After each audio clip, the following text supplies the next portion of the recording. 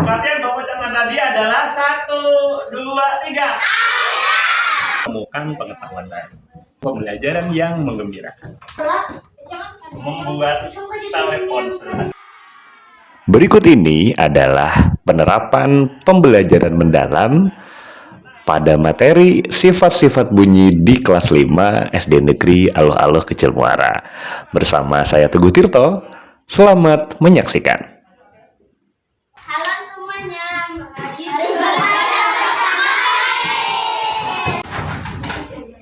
Assalamualaikum. Oke. Bagaimana kabarnya hari ini? Baik. Sebelum kita belajar, kita baca doa dulu. Terima kasih. Sebelum kita mulai, Bapak mau pesan dulu, ada yang atur hari ini? Apa? Oke. Aisyah, Hafika, Akila, angkat tangannya dong. Oke, hari ini kita akan belajar materi IPAS yang baru. Sebenarnya ini lanjutan dari materi yang kemarin. Kalau kemarin kita sudah belajar tentang mata dan bagaimana kita bisa melihat. Hari ini kita akan belajar indera yang kedua dan bahas tentang bunyi terlebih dahulu. Oke? Sebelum kita mulai belajar tentang materi bunyi, kita akan bernyanyi dulu. Ya, semangat ya. Ini lagu Anak Kambing Saya, kita sudah pernah belajar kan kemarin?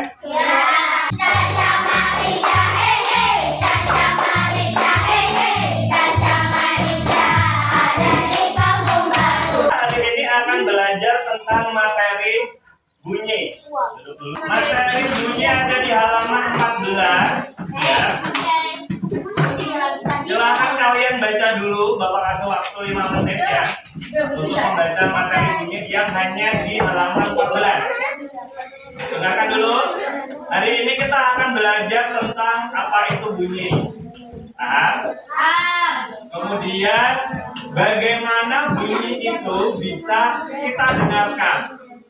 Dan yang terakhir nanti akan ada sifat-sifatnya itu. Hari ini kita akan membuat proyek bersama dan beberapa percobaan. Di antaranya nanti yang terakhir kita akan membuat apa namanya? Telepon dari gelas. Kita akan belajar membuat ini dan apa kaitannya dengan materi yang kita pelajari hari. Tapi sebelumnya silahkan dibaca dulu materi halaman 14. Bapak beri waktu 5 sebelum Bapak jelaskan. Pada kegiatan pembelajaran mendalam, guru bersifat sebagai fasilitator yang membantu siswa-siswi untuk belajar dan menemukan pengetahuan baru. Baca tentang materinya. Bapak mau bertanya dulu. Kalian semangat nggak belajar tentang materi bunyi ini? Kenapa kalian semangat? Ingin tahu apa, Rika? Ingin tahu apa itu bunyi. Apa lagi? Ingin tahu tentang sifat-sifat bunyi itu kan sebenarnya sama kayak cahaya kemarin. Dia adalah rangsangan yang akan diterima oleh indera kita. Kalau cahaya itu rangsangan yang nanti diterima oleh indera kita, yaitu mata. Kalau bunyi itu adalah rangsangan. Kita kan setiap hari mendengar bunyi. Kalau ini Bapak kepanggil di depan kalian kan kalian mendengar. Kalau kita juga harus tahu ternyata bunyi itu memiliki sifat-sifat yang harus kita pelajari. Sehingga fenomena-fenomena yang terjadi di sekitar kita tuh lama-lama kalian akan paham. Kayak ini nah, tuh Acil jatuh dangdutan tuh. Dengar kalau kita? Kenapa Acil itu nah rumahnya di ujung kok bisa sampai di telinga kita? Kok bisa kamu ngomongnya suaranya kecil seperti ini masih didengar oleh teman-teman? Oke, kita akan belajar dulu tentang sifat-sifat dari yang namanya bunyi. Berarti kan, jadi bunyi itu sebenarnya adalah energi yang muncul karena ada getaran suaranya. Ini karena dia bergetar. Kabung gas. Tabung gas itu ada suaranya nggak? Bergetar nggak itu? Bergetarnya di mana? Di dalamnya, di antara ini dia. Kalau tabung gas itu suaranya dari gesekan uapnya itu loh, sama gas yang di dalamnya kan dia mau keluar. Hasilkan suara. Pokoknya itu cek coba, kenalkan tetap dua. Tujuh kenalkan dengan lupa kau. Dengeran nggak? Tapi lebih kencang kan? Karena dia lebih baik merambat melalui zat panas. Oke. Jadi zat panas di redam. Kalau dipantulkan ada dua. Ya. Yang pertama ada gema, yang kedua ada kita kasih lihat contoh dulu supaya kita tahu apa bedanya gema dan gaung. Coba perhatikan. Nih, nggak tahu.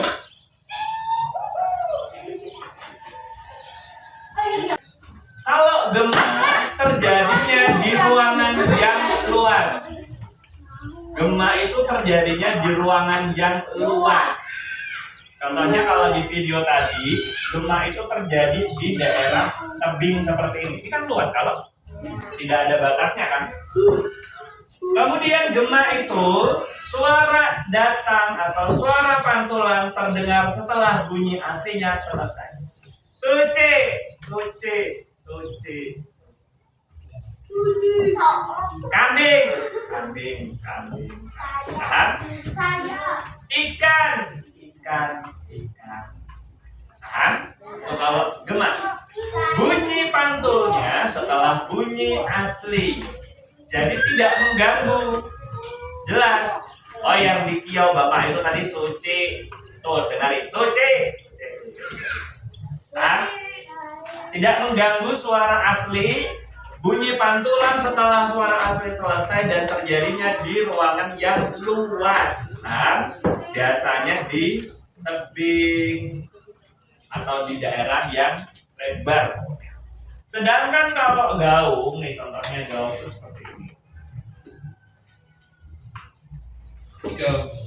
For other materials, Nah. a little bit of wood, Nah, but suara pantulannya muncul sebelum suara aslinya selesai. Saya, kalau gema kan saya. Kalau gaung saya. Kamu belum selesai ngomong saya sudah muncul lagi di lirik kata-katanya. Saya. Nah, dan gaung itu terjadinya biasanya di ruangan yang relatif sempit atau tertutup. Ruangannya kosong, tapi sempit. Kalau ruangannya nggak kosong susah, ya. Tapi kalau ruangannya kosong melompong, sebenarnya kayak kita kamu sholat, kan kosong kan? Bisa nggak banyak tempat duduk manusianya juga nggak banyak. Kalau kita ngomong itu bisa muncul gaung, ya. Karena gaung itu syaratnya terjadi di ruangan kosong yang sempit. Paham? Paham dengan gema dan gaung? Kalau gema terjadinya di mana tadi? Ruangan yang besar. Kalau gaung di ruangan yang kecil. Kalau gema, suara pantulnya terdengar setelah suara aslinya selesai. Jadi kalau gaung itu bersamaan, tidak menunggu selesai. Gema dan gaung. Kemudian sifat yang kedua tadi adalah ternyata bunyi itu bisa diredam atau diserap. Jadi ada beberapa ruangan itu yang kalau kita ngomong itu ruangan sebelah tidak mendengar. Tidak kayak kita, ini kita lagi berbicara, kita akan dengarkan pelaksanaan itu seperti apa. Ini bisa juga diredam. Contohnya itu ada di sini. Peredam suara.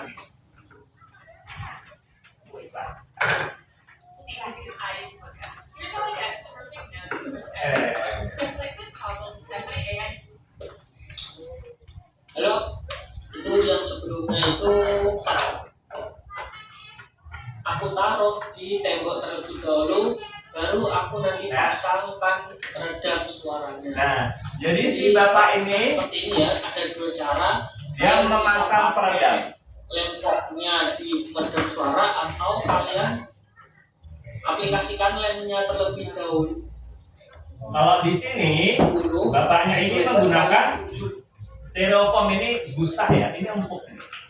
Biasanya ini digunakan di ruangan seperti studio rekaman, studio radio, kemudian studio televisi. Itu gunanya untuk meredam suara. Jadi dindingnya itu dipasangi peredam berupa nih, busa bawah ini. Ini kayak busa yang dipakai mama mau cuci piring. Kalau kamu mau membuat ruangan yang bisa menyerap suara, kalau mama mau nyuci piring, terus mau mengganti sponsnya, kamu ambil, kamu kumpulkan di kamar, tempelkan di kamar banyak-banyak. Nanti suara kamarmu akan bisa diredam. Paham tentang diredam? Jadi suaranya, jadi kalau nanti ini sudah selesai ya, si bapak ini sudah selesai memasang peredamnya sampai penuh, terus dia ngomong di dalam ruangan itu, maka tidak akan terdengar oleh ruangan yang di sebelah. Karena kalau tidak ada peredam, tadi kan bunyi merambat melalui dak padat. Tembok ini kan dak padat, kalau berarti kan dia bisa merambat. Tapi kalau ada diredam, temboknya itu tidak bisa merambatkan atau suaranya tidak bisa merambat. Oke. Yang ketiga adalah, oh ya, udah cukup. Yang pertama adalah bunyi dapat dipantulkan, bunyi diredam, dan bunyi itu merambat ke segala Nah, oke. Sampai di sini dulu, ada yang mau ditanyakan? Tidak ada. Sebagai anu kita coba perhatikan video tersebut.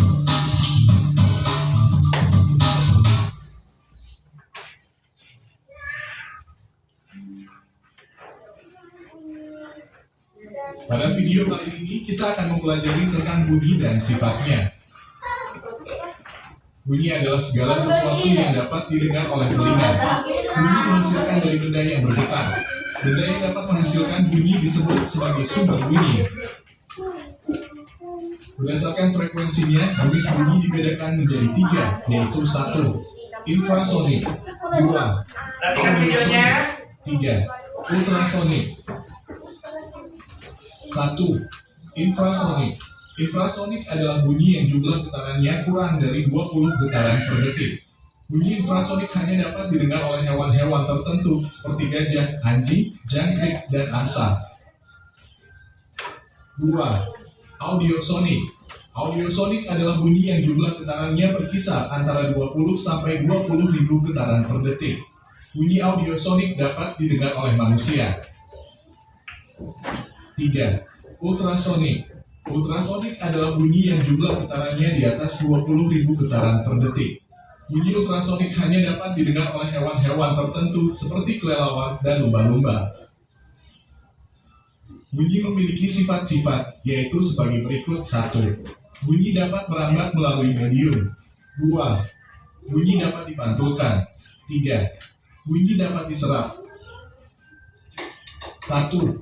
Bunyi dapat merambat melalui medium. Agar dapat didengar oleh telinga, bunyi membutuhkan medium perambatan. Medium perambatan bunyi dapat berupa benda padat, cair, dan gas. Perambatan bunyi dari yang paling cepat ke paling lambat adalah medium padat, cair, dan gas. 2. Bunyi dapat dipantulkan.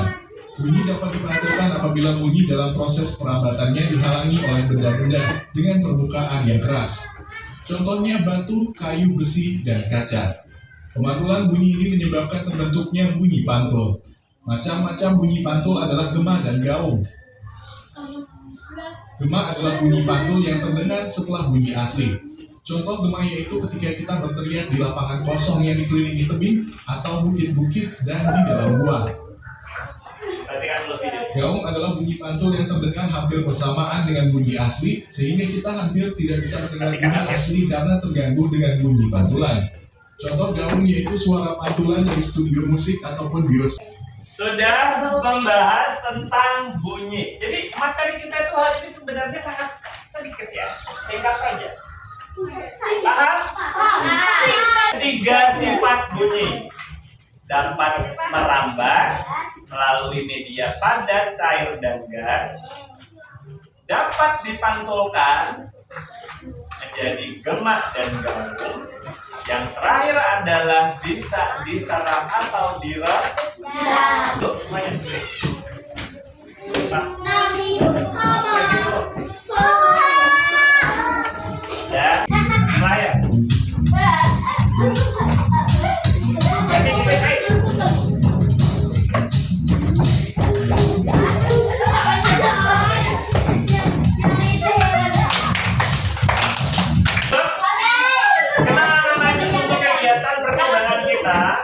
Yang mana kita akan membuktikan bahwa bunyi itu bisa merambat. Ya, cara membuat apa ini? Telepon. Jadi kan dulu. Sudah bawa gelasnya. Kita akan membuat ini dan nanti kita praktekkan. Caranya seperti biasa. Kalian bawa gunting kan? Lubangi bagian bawahnya. Oke. Karena yang panjang-panjang ya, talinya Sudah bawa.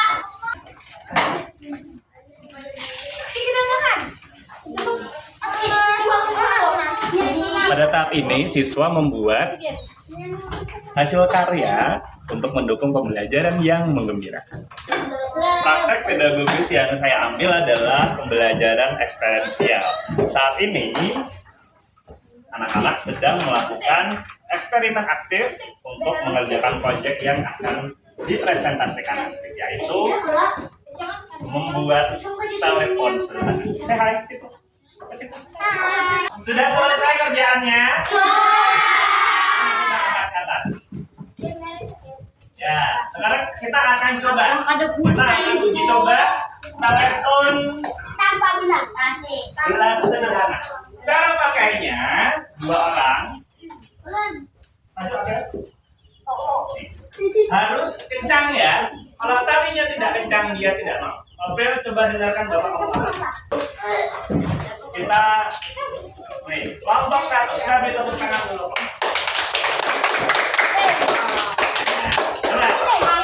Coba, perkenalkan diri. Menghadap ke sana. Ya, menghadap ke sana. Kenalkan diri kalian. Kami dari kelompok 1 itu hasilnya. Nih, hasil kelompok 1 warna apa ini? Kuning. Warna bunga apa? Yang warnanya kuning. Bunga. Oke, ini hasil kelompok 1 ya. Tadi sudah Bapak nilai tadi prosesnya mereka hasilnya cukup rapi dan bagus. Apakah ini berfungsi? Kita mulai permainannya. Aku di sini, ya. Ya, nanti Bapak akan bisikan kata. Yang paling penting harus menyampaikan katanya. Ya. Kamu mundur ke sana. Sini lagi aja, sini lagi. Sini lagi, Akila. Putih banget di dalam situ. Gak apa-apa, nanti bisa Ini bergantian. kalau lagi gantian kau. Oke, kita tulis ya nanti hasil kelompoknya ya. Satu kata dulu. Satu kata baru dua kata. Satu kata nilainya 10, dua kata nilainya 20. Akila, kenapa ini? Akila, dengar.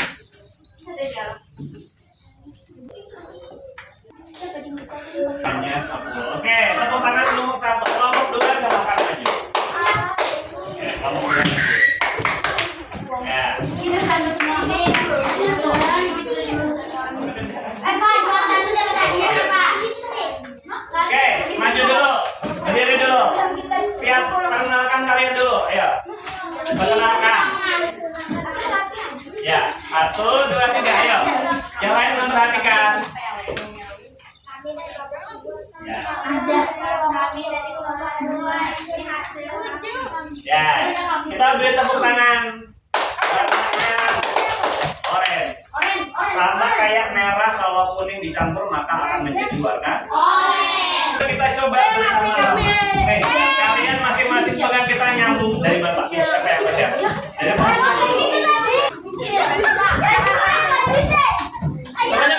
Semuanya kesini dulu, semuanya kesini dulu. Semuanya kesini dulu, ayo semuanya kesini dulu. Semuanya kesini. Ayo semuanya kesini dulu, belum sini kesini dulu. Kesini dulu. Kesini dulu. Perhatian Bapak Camat tadi adalah 1, 2, 3.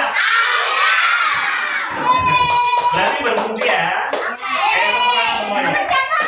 Dengan demikian, kita sudah belajar tentang sifat-sifat bunyi. Yang pertama, bunyi dapat dipantulkan, dapat diredam, dan yang baru kita coba tadi adalah bunyi bisa Nah, ini melalui media zat. Sudah bisa semuanya? Yang mau ditanyakan? Berarti dari sini kita bisa belajar bagaimana bunyi itu. Kalau yang ngomong di sini bisa terdengar sampai di sana itu karena bunyi itu bisa merang. Kenapa kalau kita nonton ke bioskop suaranya tidak terdengar ke ruangan lain karena bisa diredam. Kemudian kalau kita berdiri di tebing suara kita bisa berkali-kali juga, itu namanya gema atau Sampai di sini ada yang mau ditanyakan? Sudah bisa semuanya? Kita tepuk tangan dulu untuk nanti bisa dipraktekkan di rumah ya. Kalau di rumah mau membuat mainan seperti ini sama adik tadi. Hari ini kita sudah belajar tentang yang namanya bunyi. Ya, sudah paham semuanya? Jadi sudah bisa mengaplikasikan sifat-sifat bunyi menggunakan telepon sederhana. Kita juga bisa memaknai pembelajaran bunyi. Kalian tahu kok ternyata selama ini bisa mendengar itu karena ternyata bunyi itu merah. Oh, ternyata kalau tiba-tiba kamu ada di ruangan yang luas, kamu berteriak, suaranya bisa muncul berkali-kali. Oh, ternyata itu namanya namanya pembelajaran kita sudah bermakna ya.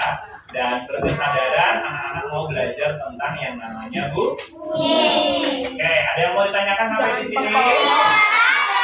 Kalau tidak ada, berarti besok kita akan lanjut materi tentang telinga. Kalau tadi kan kita sudah belajar bahwa bunyi itu ada sifat-sifatnya. Besok kita akan belajar bagaimana telinga kita bisa menerjemahkan atau memahami dari setiap suara dan bunyi yang ada yang mau ditanyakan sampai sini? Tidak ada, kalau tidak ada silakan siap-siap pulang, kita berdoa terlebih dahulu. Demikian pembelajaran mendalam dari